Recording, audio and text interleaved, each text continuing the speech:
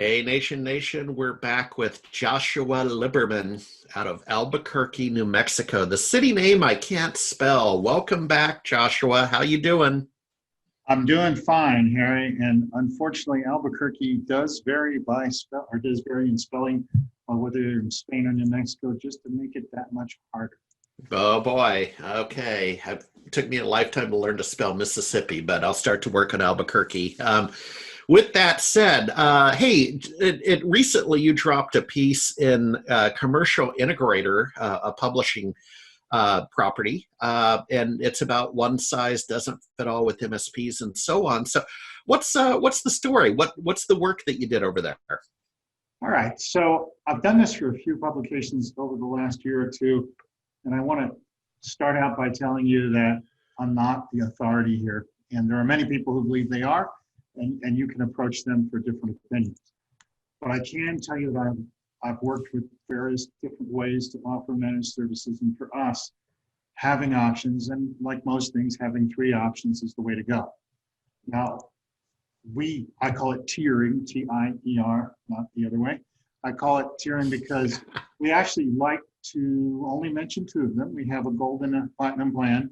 I know that those are cleverly named, but I've over the years played with the names as well. And it turns out that after so many years of Marriott and Delta and everybody else going with silver, gold, and platinum, it's pretty hard to break that model. Yep. You can ask Hyatt about how Discoverist, Explorist, and Globalist works for them, because everybody I know is confused about that. So we have silver, gold, and platinum, but really only gold and platinum are true flat rate plans. Silver is offered as kind of a gateway drug to managed services for us. We bring in really messy sites with that are going to need hours and hours of remediation before we can put them on flat rate.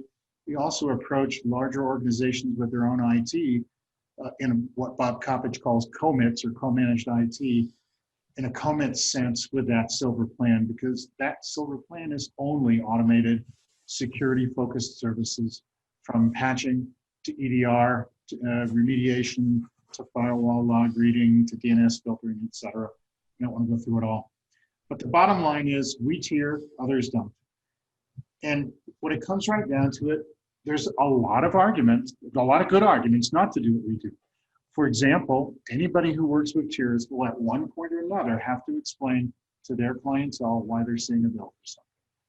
If you have a one size fits all, and that is all you can eat only, or everything's covered plan, there will never be that awkward problem with explaining why something's being billed for.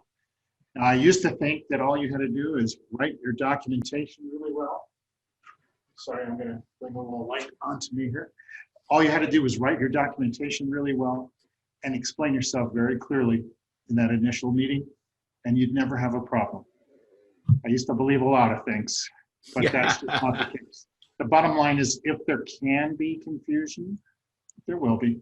So that's a good argument not to tier. And the other argument not to tier is that so much of what we do is security related nowadays, that the very nature of tiering kind of implies that some sites won't get all of your security offerings. And if one of them has penetration or a breach, well, then you have some splaining to do. So I've addressed that in a different way. Even our bottom tier has an extremely broad and deep range of security services. So the one thing we don't cut corners on is security. And as I said, our silver plan is really all security.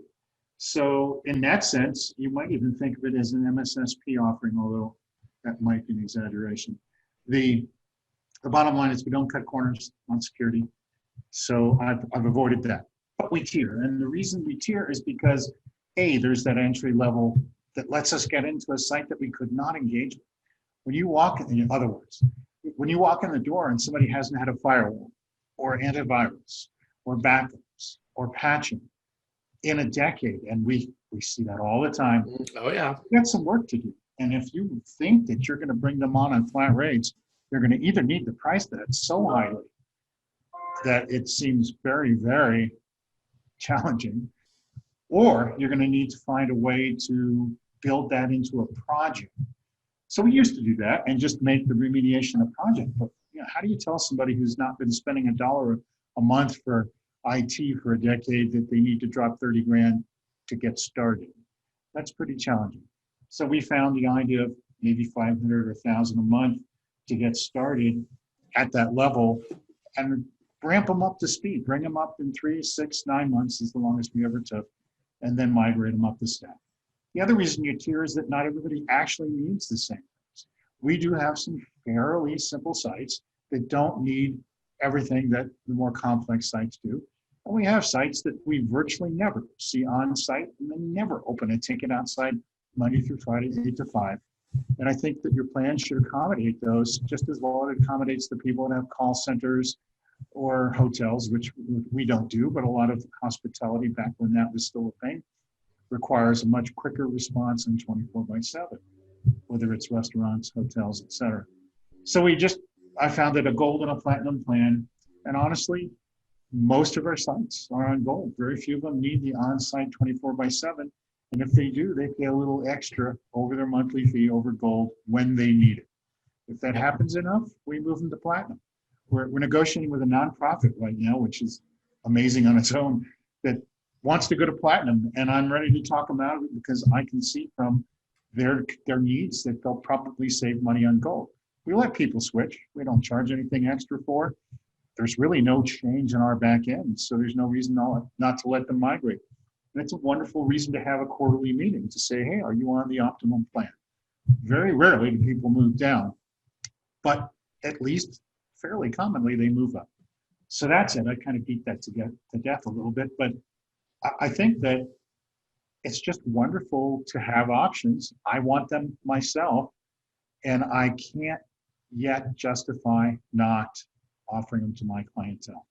Maybe there'll be a time when I'm so sophisticated at this that I'll be able to, Gary Piker my way through this, and everybody will be on the highest level plan. And again, I'm not taking a shot at Gary at all. That's been his model from the day I met him. And it works extremely well for those on his program. And I've met many people who swear by it, as well as many that swear at it. So if we can make it work, it's an incredibly good thing to do. And it also means that you're holding back nothing from your clients, and other than the few things that nobody covers, such as travel, litigation, should that arise, or project transitioning that virtually nobody covers. That means that you don't ever have that awkward discussion. For us, the trade-off is worth it. Tiering pays off very handsomely, and we're actually at 80% on gold right now. Silver is for a couple of commit sites and one other site that we expect to migrate to gold this year or next year. And platinum's still a rarity. I like Carl's argument that you should always price your plans such that there's no reason to take the mid-level plan, that the upper level plan is just so much better a deal that people do it. I just couldn't make 24/7 and on-site cheaper enough, close enough to what I need to charge for gold to make that happen. But that may be a progression we move towards as well. 24/7 is something that really requires a dedicated outsourced option for a smaller MSP like us. Yeah. You really can't run a 3, 4, 5 person MSP. You can put somebody on a call all the time, but they're going to sleep through that call. It's just going to happen. So if you really need 24/7, you really need to outsource it. And when you're doing that for just 1 or 2 or 3 sites, it's hard to move that into a price scale that's not going to be a real step up from your mid-range. Makes sense. No, I think you've articulated it well. A couple of levels of feedback. And again, I'm just shooting from the hip, as they say. Just offering up some comments on the, when you do a site assessment with some clients and they've had deferred maintenance, I get that. I have a 1996 Ford Ranger truck that won't die. Okay. It's just, it's beautiful and still running, still use it almost every day. Call it my island hopper. And Joshua, I took it in, I think back in April for a tune-up, and the mechanic looked at it and he comes out and he kind of lowers his voice and he goes, when was the last time you had this tuned up? And I was like, probably 2008, 2007. So I get it. And I had to invest into the truck. That said, I did it because I know the truck, right? I know the truck well, it's dependable. I don't want to go buy a $5,000 hauler is sort of a little island hopper that I don't know. I don't know the car, right? So I put some money in, talk about deferred maintenance. That's number one. Number two, the tiering that you lay out up here in my wetware between the ears, I was thinking of the healthcare sector and the way you can select different plans from different providers for your healthcare insurance. And Joshua, it behaves very similar, right? Again, by analogy, of course, but they like the Olympic medals. Okay, so they're always doing the bronze, silver, gold, and they're Kaiser and Blue Cross and so on.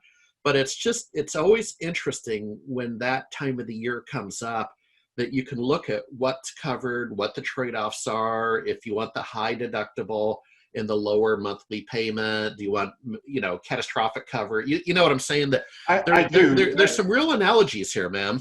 There are, but I strongly hesitate to recommend any MSP use healthcare as an analogy, at least not to present any.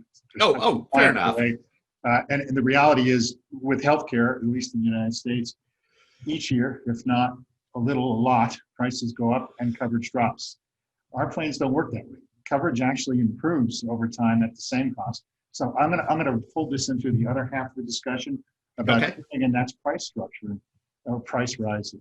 So another thing we don't do is I don't build automatic price increases into our contracts. I know that that's a best practice, according to many, including people I've mentioned before. Instead, I tie price increases, we build a staggered schedule. So let's just call this year 0. Year 0, we have a set of delivered services at prices based on silver, gold, or platinum. Year 1, next year, we add incremental improvements that we don't charge extra for. So for example, I actually did absorb $1 here, $1 there per seat of extra services that we added this year, which was very timely with COVID and work from home. We added no extra charge from proxied RDS and device encryption. The second year, so now year 2, 2020 year 0, 2021, we have a little more we give away basically. 2022, our rates go up and we add even more. If we're adding a little more, it might go up $5 a seat on silver, 10 on gold. If we're adding and 15 on platinum. If we're having a lot more, that might change. But what we do is that way, each year we offer a little bit more, same price. Year after, the price goes up, but there's yet something more. And there's never not going to be something more. I mean, going back 10 years, this has worked for us. There's always something more. Sometimes we change what the something more is. We shift things around, but think about two-factor authentication. Think about DNS filtering. Think about device encryption, mobile device management, and on and on and on. These are all things we've been adding and adding and adding over the times. So if you're on a plan that doesn't have something, you can add it. If you're on a plan that does include it, the first year you're not paying extra, the second year you are. So it's just a way for us to slowly migrate. I guess it's kind of like boiling the water on our lobsters, because if I went to every site and said, what security services would you like? We would be out of business, and so would they eventually. You can't ask people to spend money on security. You can explain to them why they will spend money on security. And that's really what we do. And as I said, we stagger. 1 year we add some free services, the next year, well, they're not really free, they were just subsumed in their old cost. The year after that, we add some more and raise the price. Now, I won't be one of those guys that claims you never lose a client by raising your prices. It's quite the contrary. We always lose 1 or 2 each time. What you will not lose is a good client. We do not lose good clients by raising prices. We lose the clients that we want to run off almost exclusively. Occasionally, there's a sad party, but and that did happen in 2020 when I raised prices. One we knew we needed to get rid of, and one we didn't want to, but we weren't going to cut corners, and they were, so it just didn't work. There you go. So, yeah, but it works. I mean, tying tiering to a marching price. And the final thing I'll say is that another common claim in this industry is that everybody should be on 3, 4, 5-year contracts. That's a more difficult thing to do. Once you have a client for a year or 3 or 5, it gets a lot easier. because you've got some coin with them. You know, you've developed their trust. But walking in fresh to a company, imagine walking into a site, and this happens all the time. It's a medical office, there's 20 users, and they haven't done anything in 5 years. Well, now it's going to cost them 2,500 or 2,000 or maybe 1,500 a month to come on board. It's a pretty harsh step. They're going to need to buy a bunch of stuff because they don't do that yet. They don't have a firewall, etc. And then to actually layer on top of that a 3-year commitment, that gets tricky. So we basically open up with 1 year with everybody. But the bottom line is I have yet to see the value to me while in operation of 3-year contracts because they limit what I can do. If I'm committed without a built-in price increase to providing services at a given price, it's trickier for me to add services. I can't do what I said, where I change, up our prices a little bit every couple of years. I can't make I can't be as nimble as I want to be.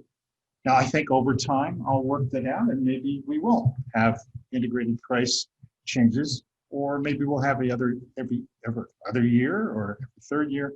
But as it stands, I'm a keep it simple, stupid guy. For example, the ratio of our pricing, silver, gold, platinum is 1 to 2 to 3. Gold is twice as much as silver, and platinum is 50% more than gold. That's really straightforward. It's really easy to explain to people that structure, and they're not confused. And I'll close this little diatribe by saying that, as you probably know, there's no such thing as a confused buyer. So if you can keep it simple and they can grasp it, because these are people that often they don't care about the details. They just want to know things work, or as they like to say, the system's fine. And at about minute 6, if you're lucky, you suddenly become like the voice of Charlie Brown's teacher. Wah, wah, wah. And that doesn't close deals. No. So, no. Well, let's make that the final noise and the final word. And hey, congratulations on the MSP 501 award in the background behind you from Channel Futures, sir. Thank you very much. I plan to take that down. I've done it this month, but I think it would be, a little bit ugly to keep. That's okay. This is our last day. Your success is well deserved. All right, my friend, keep it safe out there. Go wash your hands. I got to put my mask back on wherever it is off camera. All right. Thank you, Joshua Lieberman. We'll talk to you next month. Harry Brailsford. Bye-bye.